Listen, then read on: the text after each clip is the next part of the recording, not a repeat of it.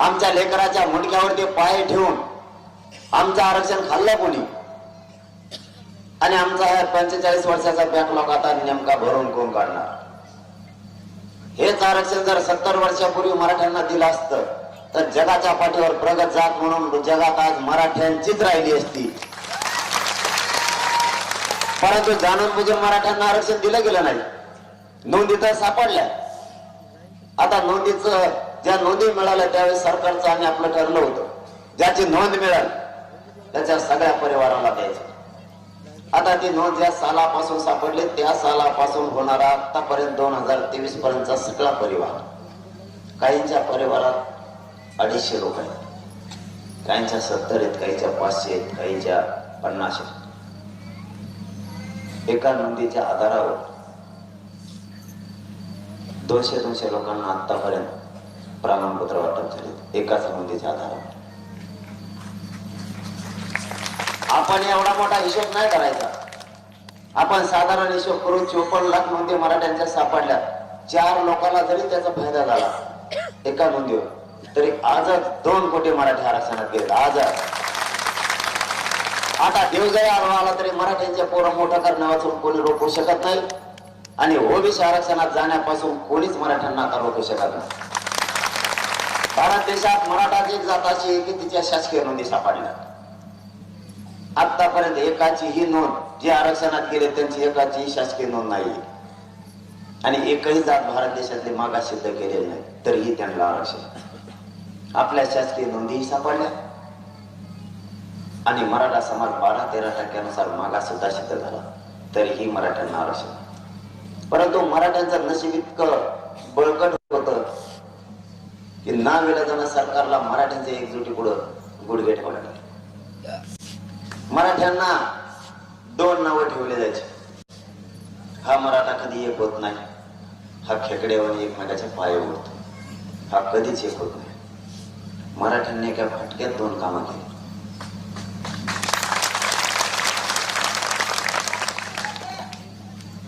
मराठ्यांनी एका फटक्यात 2 कामं केले. मराठा करोडोच्या संख्येने एक आला आणि ओबीसीच आरक्षण घेऊ देणार नाहीत म्हणले. मराठ्यांनी छाती ठोकून ओबीसी आरक्षणात घुसले.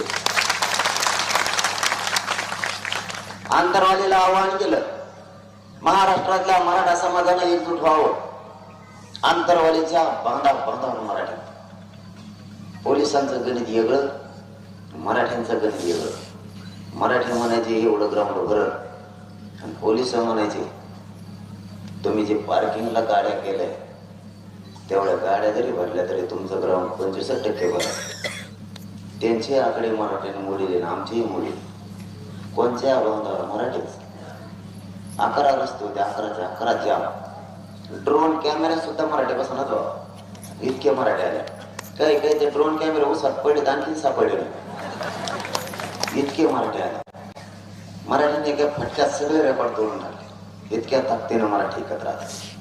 मी सरकारला वेळोवेळी सांगायचो मराठ्यांना फक्त इमानदारीने काम करणारे लोक पाहिजे होते आणि मी माझ्या समाजाला मायबाप मानलं आणि मी माझा प्रामाणिकपणा समाजासमोर सिद्ध केला. कुठंही या मायबाप मराठा समाजाशी आपण गद्दारी केली नाही. कुठंही सरकारचा नेमका प्रॉब्लेम असते मी त्यांना मॅनेज होत नाही. मी त्यांना कुठत नाही. सगळ्यात मोठा प्रॉब्लेम त्यांचा तेवढा एकच आहे की हे मॅनेज होत. आता मॅनेज व्हायला मग दंगा तसा असतो. तुम्ही टीव्ही बघत आला अरे तुमच्या गावात टीव्ही आहे का नाही? हा नाही म्हणून काहीतरी मी गोड करून माझ्या जवळ येऊन देत असतो आणि कार्यक्रमात लावतो. ते आता जर या इकडं बैठकीत ठरलं ना कोण जायचं आंतरवालीला सगळे मंत्री म्हणते आंतरवाली नको ते रेखाचाकच बोलत आहे. मी काय चूक नाही बोलत. माझ्या गोरगरीब मराठ्यांचं वाटलं तुम्ही 70 वर्ष केलं. तुमच्याशी मित्रत्व करायसाठी नाही आंदोलन उभं केलं. माझ्या मराठ्यांना न्याय द्यायचं आंदोलन. आम्हाला आरक्षण पाहिजे आणि सरसकट मराठ्यांना पाहिजे. याच्यासाठी आता ही लढाई सुरू आहे. मराठ्यांना आरक्षण मिळालं कोणीच म्हणू शकत नाही आंदोलन यशस्वी नाही झालं. आज गावागावात लोकांना प्रमाणपत्र मिळायला लागले. कोणाच्या तरी लेकराचं कल्याण झाले ही मराठ्यांनी लक्षात असू दे. 54 लाख मराठ्यांना मिळाले, 2 कोटी त्याचा फायदा उचलणार आहे. किमान ते पण आपल्या भाऊबंद आहेत. कोणाला तरी मिळाले 2 दिवस उशीर होईल, पण आपल्याला सुद्धा मिळणार. त्याची काळजी करायची काय गरज नाही. विरोधकांच्या सगळ्या डावा आपण उधळून लावल्या. तिकडे टोळी तयार होती माझ्या विरोधात फाईट करायला, आणि मला तुमची साथ. केवढी टोळी झाली तरी मी ते तरी एक शब्द बोलत मी 25 बोलतो. ते म्हणतात त्यातनं मला आणि बार लागला आपल्याला. मग आपला काच का तसा टप्प्या नाही लागला बाजीला सोडीतात ना त्याला. ते बी आता काहीतरी काल आलतं इथं भोगलंय काहीतरी बीडला तुझून हे एवढ्या जेड पडते माझ्या नजर मी ते शान आहे. काय म्हणला आता तर कागद वाचत तुझं. मला काय बांधव म्हणले वाचूनच भाषण करायला लागला. तेव्हा त्याला आणखी थोडं थांबा, एकदा मराठ्याला आरक्षण मिळू द्या. लोकांनी भजे खाल्लेले कागदच खाल्ले पाहिजे. त्याचा इतकं वाटोळा मराठ्यांचा कोणीच नाही केलं. सगळ्यात जास्त मराठ्यांचा वाटोळा त्यांनी केला, आणि ओबीसीचं सुद्धा त्यांनीच केलं. 34 जातीला खाऊ देत नाही. 34 जातीचं ओबीसीला ते एकटा आरक्षण होतं. 80% ओबीसीचं महामंडळ एकट्याने खाल्लं. त्याला वाचता द्या, मी त्याची काळजी नका करू. त्याच्याकडे एकदा आरक्षण मिळू द्या. त्याच्यात किती दम मला एकदा बघायचं आहे. तो फक्त आरक्षण मिळू दे म्हणा, कारण आरक्षणामुळे शांत आहे आपण. कारण की मराठ्यांचा विजय जवळ आला, आणि विजय जवळ आलेला असताना आपण विचारपूर्वक काम करायचं असतं.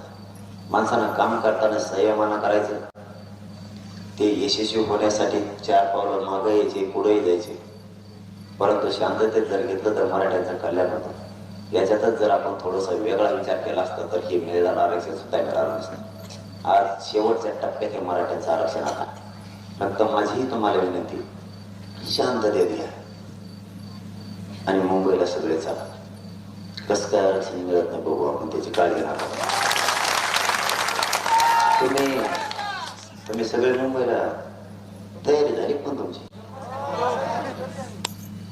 पुढचे जरा म्हणले मागच्या लिहायचं नाही काय, खोटे आता वर करू नका वर. खोटे आता करू नका वर, नाही तर मग मी बसेल तुमच्या पाराशावर. तुम्ही नाही यायचे कोणीच. मला असं रिटी देणे एकट्याला तिकडं दारू पिऊन कुणी यायचं नाही. कारण तिथं माता मावल्या सुद्धा राहणार आहे. सगळे संसार बरबाद झाले या व्यसनामुळे. आता नका तिकडं बळ घालायला येऊ. तिकडं संघर्षाची लढाई सुरू आहे. तिथं न्यायाची लढाई सुरू आहे. तिथं विचारपूर्वक चला. इथून 600 किलोमीटर गोरगरीब लेकरांचं कल्याण व्हावं म्हणून चालले. तिकडं दुकानं साखळीत बसू नका. तुम्हाला वाईट वाटू देऊ नका. मराठ्यांनी 2च कामं करा. आयुष्यभराच्या लेकराला आरक्षण मिळवून द्या, त्यांचं आयुष्याचं कल्याण होईल. आणि व्यसनापासून सगळे लांब जा. मराठा सुधारला. व्यसन कोणी सगळे सोडून द्या, कारण त्या व्यसनामुळे आपले कुटुंबातले लोक आपल्याला नाराज आहेत. बाहेरचे मित्रही आपले तुटले. पाहुणे रावळे सुद्धा नाव ठेवायला लागले. त्यामुळे त्याच्यापासून लांब जा आणि बांध टोकरायचं कमी करा. बांध विकले टोकरीचं काम असतो.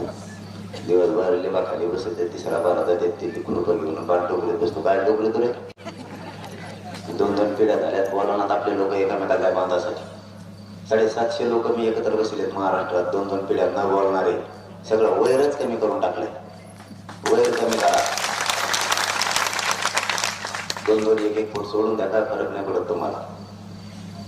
माझी तुम्हाला विनंती, मुंबईकडे चला. आपल्या रामपुरी गावातील एकही माणूस नका घरी थांबू. अशी संधी नाही येणार मराठ्यांना. पण एकदाच लेकराचं कल्याण होईल. बार लढाई लढायला आपल्यात आता ताकद नाही राहिली. ही शेवटची आरपारची लढाई. आणि मराठी मुंबईत इतक्या ताकदीनं घुसणार आहेत. आता 4ही बाजूनं मराठी ताकदीनं मुंबईत घुसणार आहेत. कारण ही एवढे मोठे खेळत असणारे आतापर्यंत देशात इतक्या ताकदीनं कुणीच गेलं नसेल. इतक्या ताकदीनं जाणार आहे. हे मराठ्याचे पोट्टे इतके बेकार आहेत, लय बेकार. मी म्हणलं एक फाईट इथं झालं. 17 तारखेला बैठक होती ना आपली. त्यावेळेस म्हणलं एक फाईट आणू इथं, बघू दुसऱ्या बारीनं. नको म्हणले, खाली बसलेली. एकदा मुंबई म्हणा म्हणलो मुंबई काय करू मग चलो मुंबई म्हणला काय करू